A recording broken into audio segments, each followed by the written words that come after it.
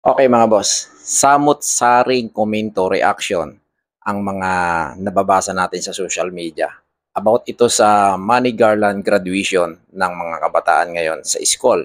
Okay, may mga nagsasabi, wag nyo nang pansinin, baka naiinggit lang kayo. At ang iba naman, may mga nagsasabi naman sa comment section, anong pake nyo? Dahil pinaghirapan naman ng magulang yan. Meron namang ibang nagsasabi na gayahin niyo na lang, 'di ba? Huwag niyong i-compare yung mga mayayaman sa mga mahihirap. Ang dami.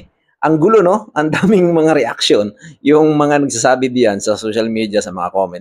Ganito lang, shoutout do'n sa nanay at do'n sa anak na sinabitan ng Manny Garland ng kanyang parents sa harap mismo ng stage sa graduation ceremony ng eskuwelahan na 'yon.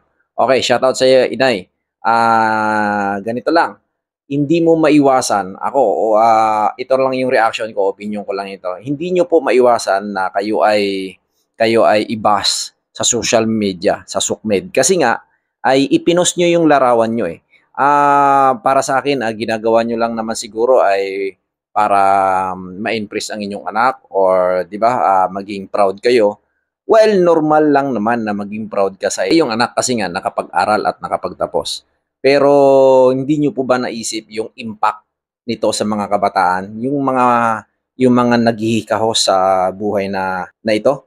Ang mangyayari kasi diyan ay maiinggit sila at ang baba ng tingin nila sa kanilang mga magulang. Kasi nga nakita nila doon sa isang classmate nila na sinabitan ng medalyang pera na limpat-lipang na pera 'no, libo-libo. So, siguro ang magiging reaction talaga ng sambayan ng Pilipino at iba-ibang kuwan 'di ba, buong community ay nasa social media ka, nasa Facebook ka. So, hindi mo maiwasan 'yan, inay, na ikaw ay batikusin or 'di ba?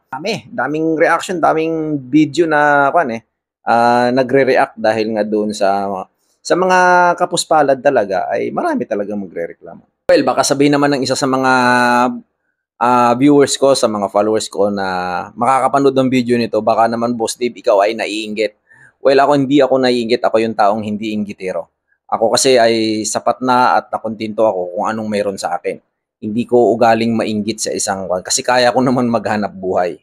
So, ang akin lang, opinion ko lang ito, reaction ko lang sa mga nangyayari sa social media na nagti-trending at nagva-viral. At ito ay isa sa mga content na ginagawa ko, nagre-react talaga ako. Every time na mayroon akong makikitang mga viral na video diyan na napag-uusapan. So wala namang masama sa pagre-reaction video. 'Yun ay legal 'yon, okay? So sa mga nagpo-post, alam ko ako ay pinasok ko yung social media, alam ko ang mangyayari kung ibabash ako, well tanggap ko 'yan.